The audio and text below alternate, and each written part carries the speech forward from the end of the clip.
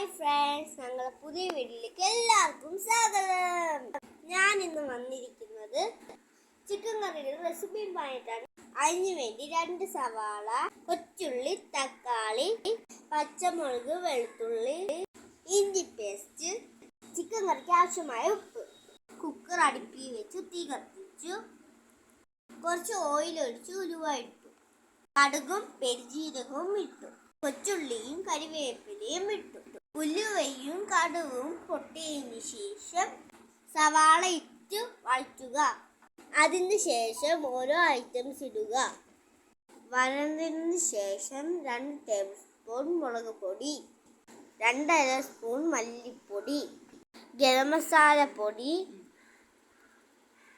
കുരുമുളക് പൊടി, മഞ്ഞൾപ്പൊടി. ഇനി ആവശ്യത്തിന് ഉപ്പിടുക. പൊടിയുടെ പച്ചമണം മാറുന്നത് വരെ വഴറ്റുക. ഇനി ചിക്കൻ ഇട്ട് നന്നായി ഇളക്കി യോജിപ്പിക്കുക. കുക്കർ അടച്ച് 2 വിസിൽ കേൾപ്പിക്കുക.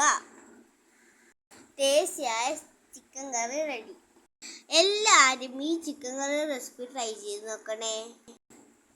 ഇഷ്ടപ്പെട്ട ലൈക്ക്, സബ്സ്ക്രൈബ്, കമൻറ്റ് ചെയ്യണേ. Thank you friends.